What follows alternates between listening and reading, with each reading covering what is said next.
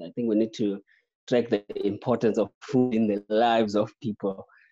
So as a believer, I trace it back to the story of creation, and I see food as a very sacred thing that is quite connected to the dignity of the people.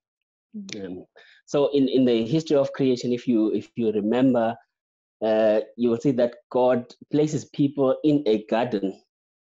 A garden is where, but coincidentally, it becomes their place of, it becomes where they stay as well. So that means that food is supposed to be part of our dwelling, supposed to be it's an important part of our being, that God saw it fit to put people, to give them a home where their food is as well. So it is a sacred part of the life of a person. And if you look at the ceremonies, traditional ceremonies of all the different cultures, if you like, food is always an important part of that. Family gatherings, you hardly ever have a family gathering and not have food. So food is that thing that helps us connect with each other.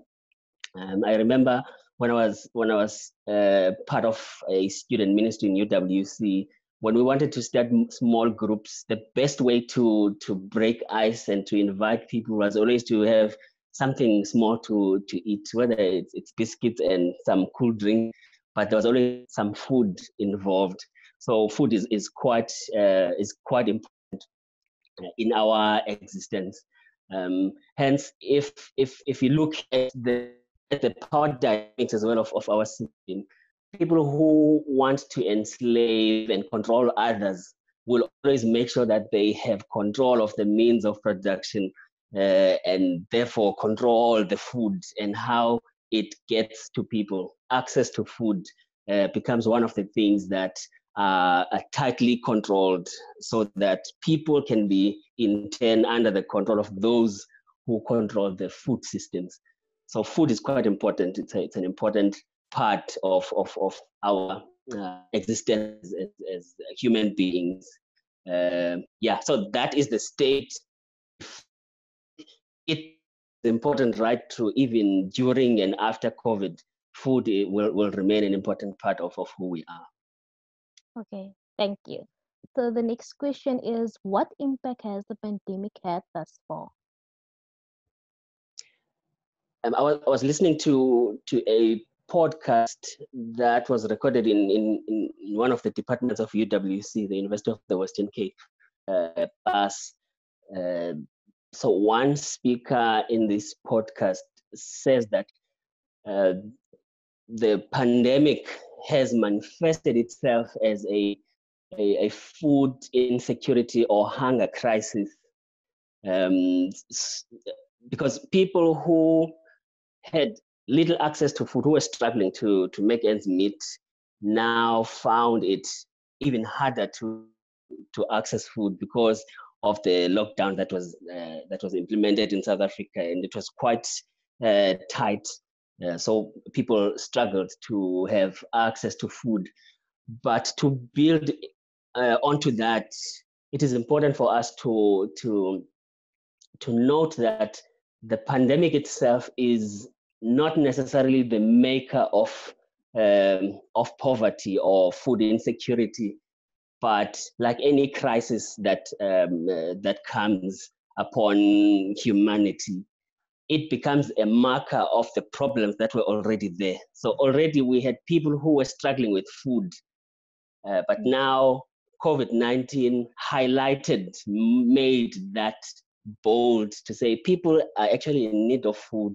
They need to access food. And also there was increased lack of access to nutritious foods now, because small markets were closed. We usually walk to fruit and veg, to people who are selling fruit and veg in our communities, but now they were not able to sell these things that we could easily access. We had to go to ShopRite, to the big retailers who do not necessarily sell the foods that we are looking for. So it became a challenge in that it manifested itself as a food crisis, and also marked a crisis that is ongoing as well in terms of lack of access to food, and not just food, but nutritious food for the poor. Okay. So what else have we learned from the pandemic? Um, well, I think we're learning quite a bit, but what we can note is that it has not changed the role of food in our lives. If anything, it has reminded us of the importance of food in our existence as humans, our interactions as human beings. It also highlighted how easily we forget about people who live in perpetual lack of food.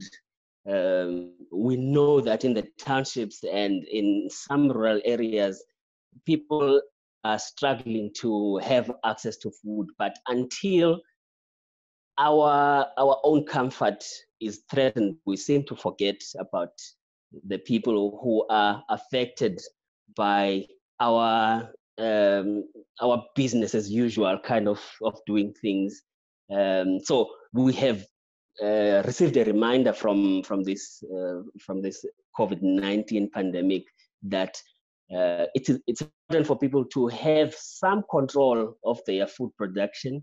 And I think one of the things I realized is that in South Africa, there is no lack of food necessarily, but there's lack of access to food, especially for the poor in townships and rural areas. So those are the few things that I have noted personally. And as I am talking to some of my colleagues as well, it is where we are focusing right now. Okay, cool. Just a question out of curiosity. Does Yes. people still come together to celebrate food during this pandemic? I have seen a few people coming together. Well, not necessarily to celebrate. It would be something that needs them to meet. But food is always part of that, even though they must adhere to the social distancing, physical distancing, Mm. and the wearing of masks, and but food is always part of that. Uh, in my family, there has been a number of deaths, some due to COVID-19, but others just natural death. And there's always some food in all the gatherings, Mm. though we are far apart in terms of the physical distancing. We can't hug as we usually do the gatherings to comfort each other, but food is there. In fact, I think food plays that role of comforting, since we cannot be coming together and hugging each other. Mm. Food plays that role of comforting as well. Okay, cool. So, what longer term changes are underway as a consequence of the pandemic? Um, well, changes or opportunities, are we there? We're talking about the opportunities that Not, are not prevent. yet, not yet. Oh, okay. So, oh yeah, I see. The changes. In the long term. In the long term, I see an increase in the hunger for the poor. That is sad to note, but it's a reality. We have already started seeing that children who would go to school and have access to at least 2 meals a day at school are now at home, um, and they do not have that access, and the families are unable to feed, to provide 3 meals a day, because these are poor communities who have really relied on the feeding schemes of schools that have died down, and nothing has been put in place for that. So increased hunger, unemployment has spiked up, and I mean the estimated percentage is close to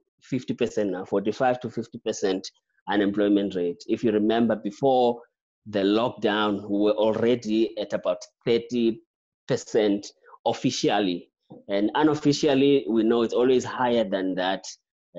So the poor are going to feel the pinch, but again, the pandemic is not changing the importance of the food, because food is part of our fabric. It's part of who we are. So it will continue to be important, but access to food for the poor is going to be even harder, unless there are changes in the system of food itself that will make food available to the poor. Okay.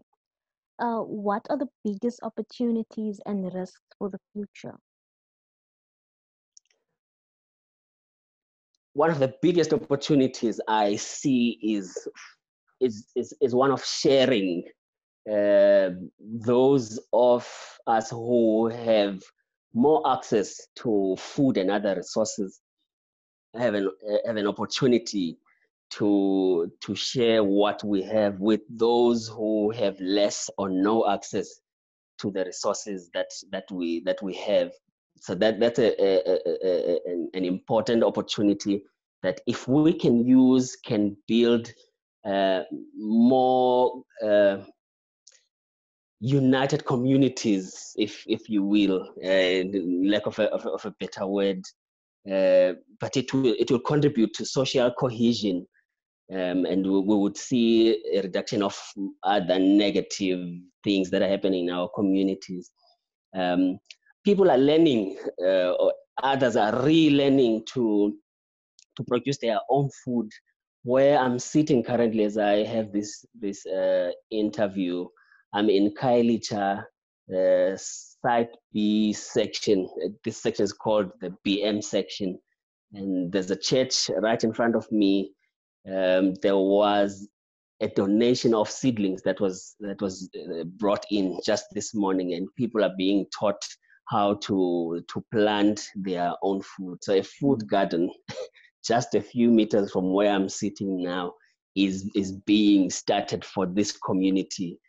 So that is another opportunity, and people can get involved in those things, and the community gardens, food gardens, but also small scale farming. I see a spike in the number of young people specifically who are getting into small scale farming. So those things are opportunities that we can carry into the future. And some people may do that in the form of subsistence farming, but others, who knows, that may turn into a livelihood, a business that would improve their condition altogether, in terms of their wealth and standing for their family as well.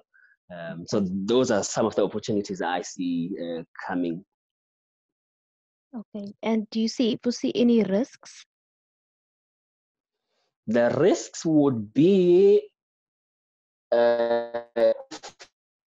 us, as those, I mean, the opening in the opportunities I said, those who have access can share with those who do not.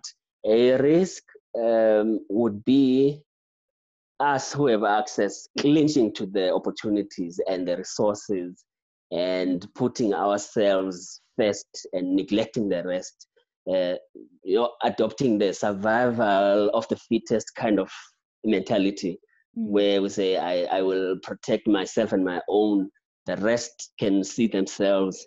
That would really break our communities and just contribute to this vicious cycle of young people getting into crime, because they cannot afford to have food, really, because lack of access to food is one of the things that pushes young people in the townships to get into a life of crime and a life of drugs. So that would be a big miss for us. And I hope people would wake up to the importance of bridging that gap so that we take care of each other, that people don't get swallowed up in the negatives that would come with things that are not working out properly for us.